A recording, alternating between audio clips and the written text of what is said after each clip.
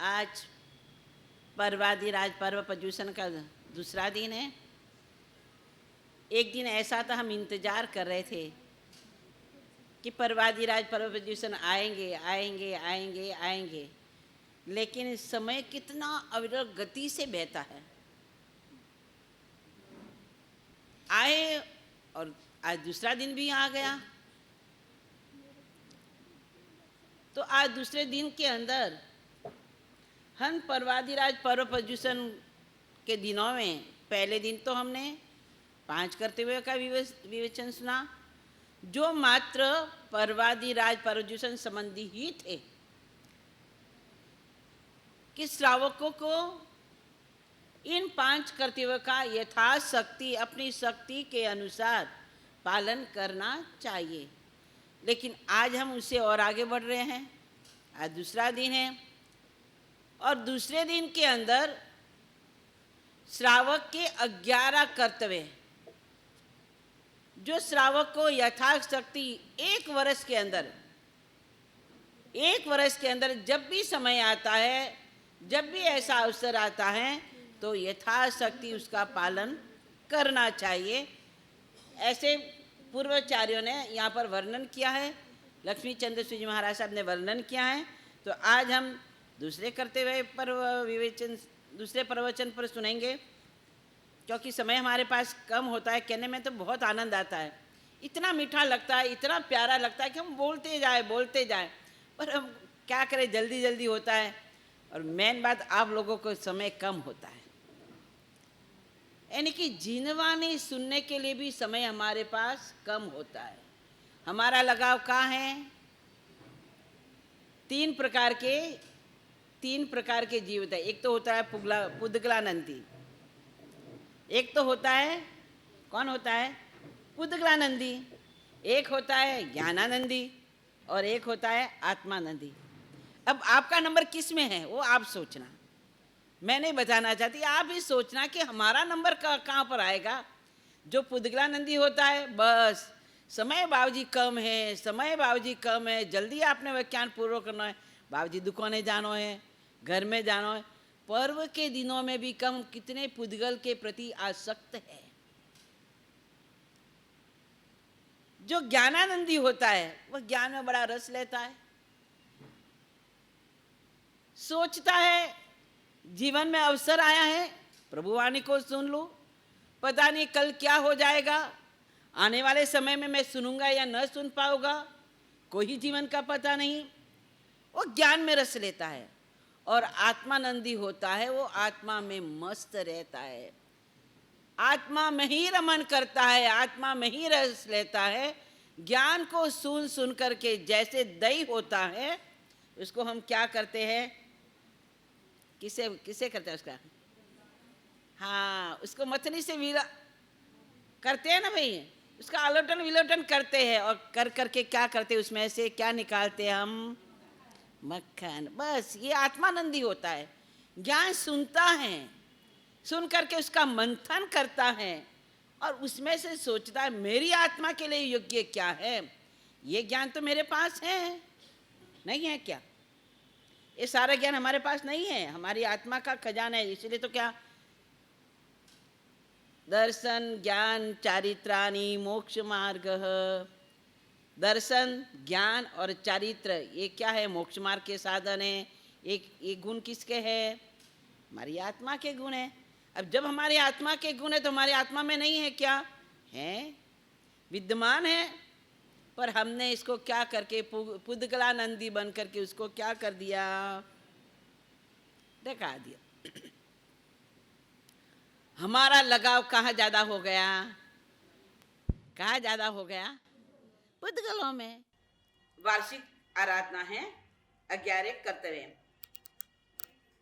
अताष्टिक वर्वाध है कि वर्ष कृत्यानि विधेयानि त्याह, यानी कि श्रावक के लिए वर्ष भर में करने योग्य कर्तव्य। 28 पर्व का आराधना। अभी इसमें लिखा है कौन से हैं, तो यहाँ पर बताया है, संगाचार्दी सुकृत्यानि प्रतिवर्ष विवेकिनाम यथा विधि विधेयानि एकादशी मितानि विवेकवान श्रावक। यहाँ पर विवेक का मतलब दिया है। श्रावक कौन? श्रावक कौन?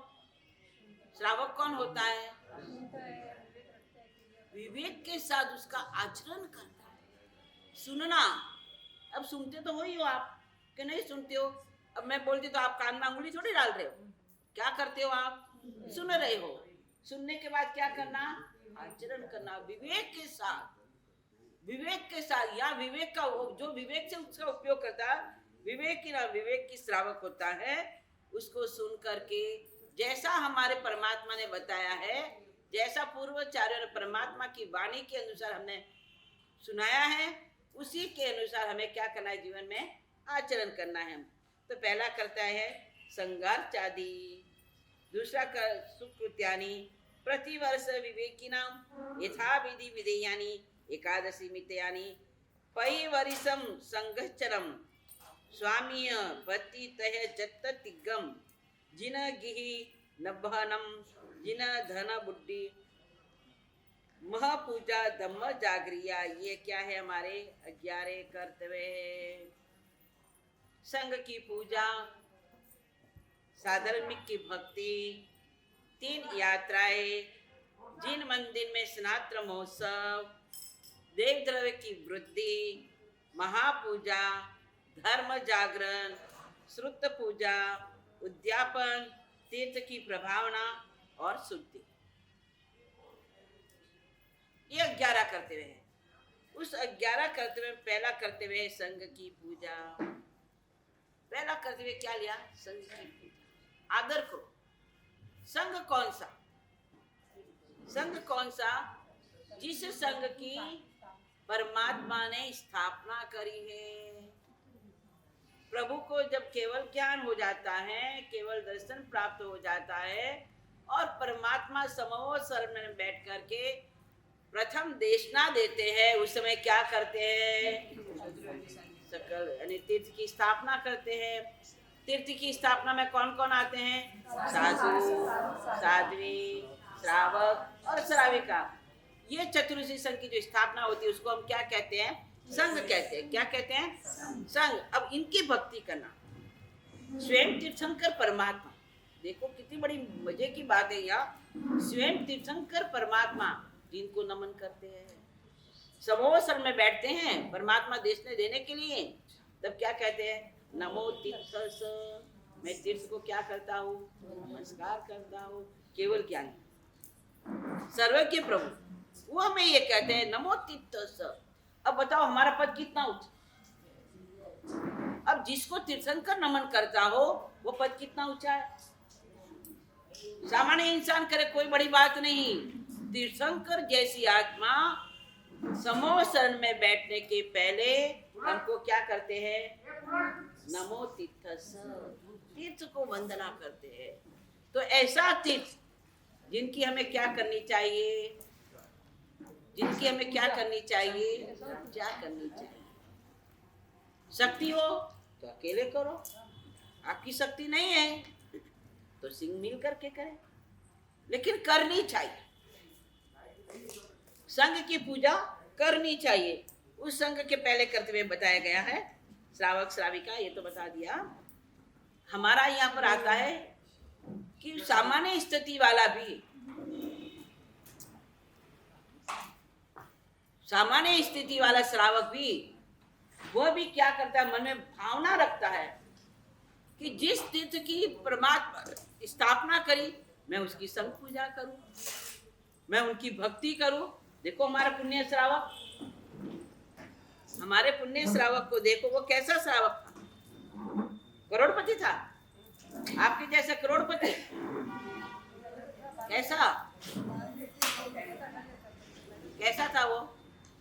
बताओ तो सही ना, कैसा था?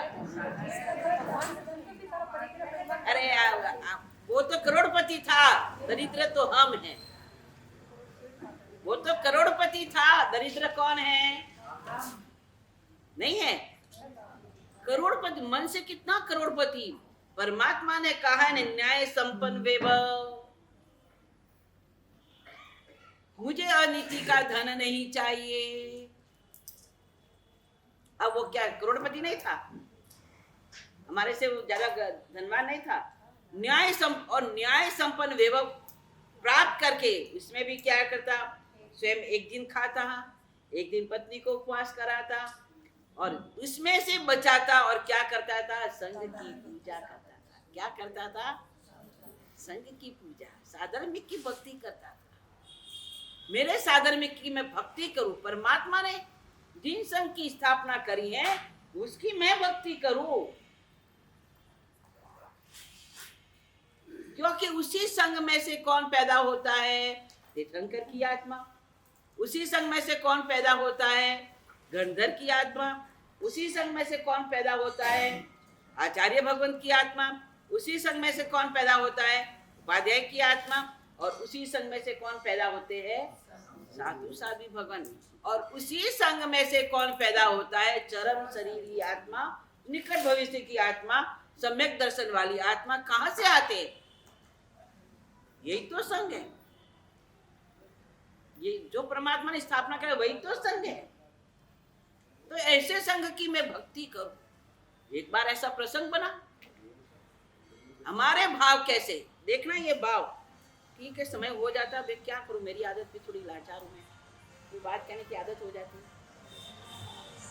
एक बार क्या हुआ, मांडवगढ़ के अंदर 1,00,000 जैनों के घर, कितने? 1,00,000 जैन। अब मान लो जैन 1,00,000 हो गए तो दूसरे कितने पब्लिक होगी?